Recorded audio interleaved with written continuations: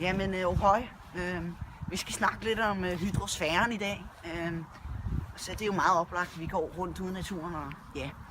Men hydrosfæren, det er altså en af de esosfærer, vi har på jorden. Og en esosfære, det jeg kan ikke huske den latinsk-græske betegnelse for det. Det er også lige meget. Men hydrosfæren er i hvert fald en af de 4 esosfærer, vi har.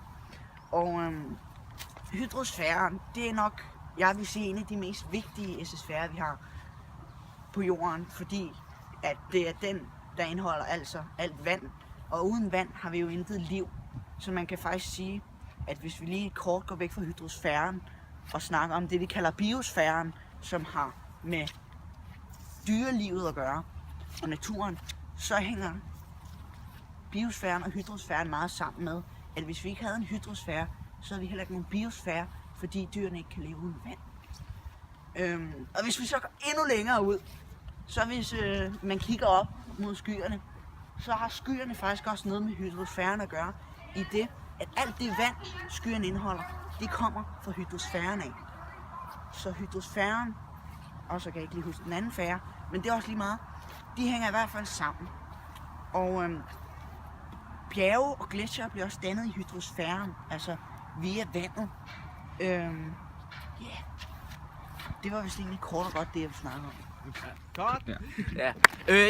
Ja, det var egentlig rigtig godt fortalt af Ellie, men nu vil jeg fortælle lidt mere om hydrosfæren og det med skyerne. Og det er jo sådan, at solen, den varmer havet og alle de mange søer op, ikke? Og så fordamper vandet, og det gør det simpelthen, og så ryger det op i det, der hedder skyer.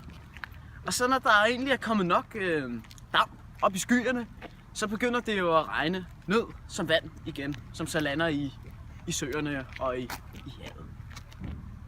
Action! Godt. Okay, godt nok. Vi skal starte lidt om hydrosfæren igen, ikke? Fordi at hydrosfæren, det er jo vand, og på jorden, der er der lidt over 1 milliard kubikkilometer vand. Så og det er jo ligesom det, der er meget af jorden, ikke? Og 97% af det vand, det består af oceanerne, altså i ved hav og sådan noget som hav, ikke? Og det resten, det er sådan noget som floder og søer og åer og mineralvand, grundvandet for eksempel, vandet der er under os og alt det vand der er i skyerne, så ja, det. Tak til dig, Asger. Så let. Godt!